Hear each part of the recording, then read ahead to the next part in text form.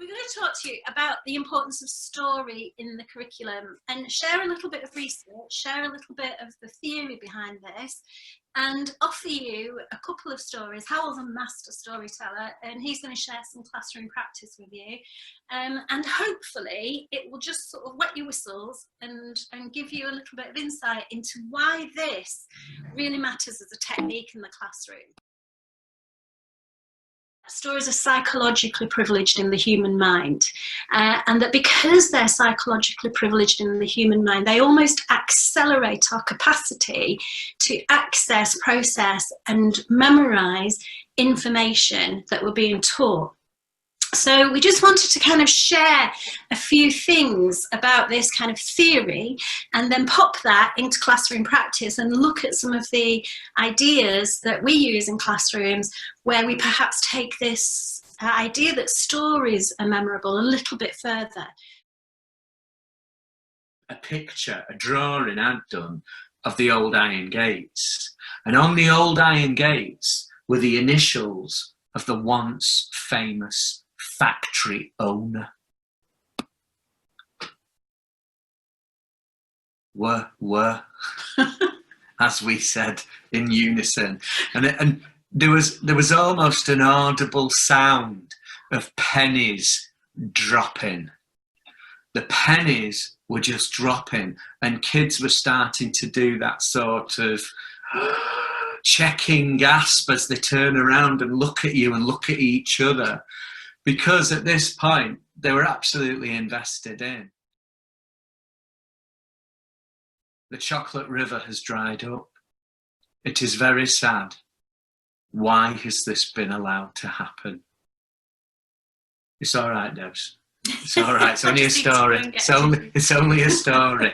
The thing is that I love that picture. I think getting the photos of the kids working is brilliant with this sort of work, because I would have forgotten about this moment. But that's two girls looking at that little post-it note, and through the window you can see where they're from, and I think that's their home, isn't it? Yeah, those children aren't looking at that window and seeing their estate. They're looking at that window and seeing Willy Wonka's factory. Yeah. And when we talk about transcendence, that escapism, that shift into the romantic view of story, that picture encapsulates that. A lot of that theory can seem a little bit head melting. Yeah, I'm pulling my hair out. Yeah. But there's a really simple way in, and this is what we use. And every story has what we call a dramatic frame. And this is just a really simple dramatic frame that when we're working with teachers, we sit down and they say, we're having to teach X, Y, and Z. And we might ask the question of, well, who are the voices? Who are the people we might encounter if we're learning this area of the curriculum?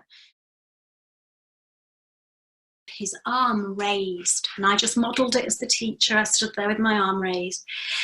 I said, they peered through the mist at the dark figure in the distance.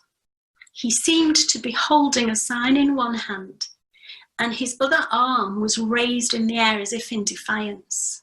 As they crept closer, they saw that there was a chain around the wrist, and that the chain extended all the way to the rocket.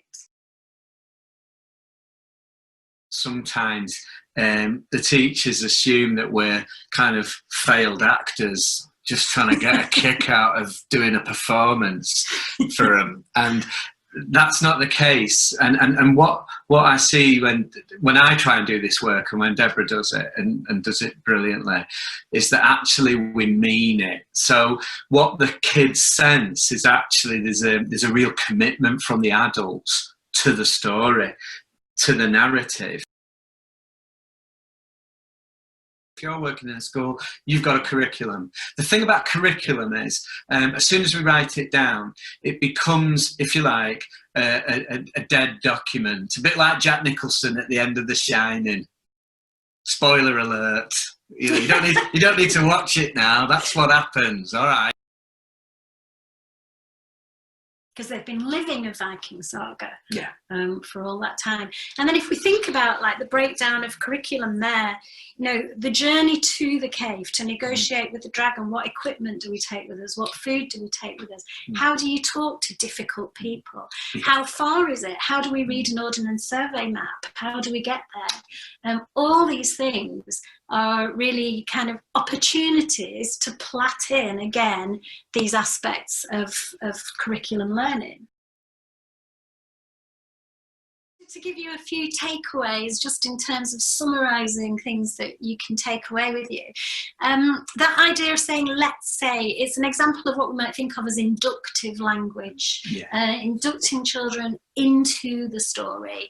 And again, the let us say, it's inclusive language, it's about the collaboration, it's about the community, it's about the team moving forward together. A story we tell a lot is around coastal erosion and the rock cycle. Who are the people in that story? Where would we be? And what are the problems and dilemmas that we could encounter there? I mean, I get inspiration from, you know, children's books or from photographs. Hywel's got this obsession with Googling things like abandoned places or mysterious places. There's all that. But you have to bear in mind that in order to come up with an idea, you have to be in a generative frame of mind.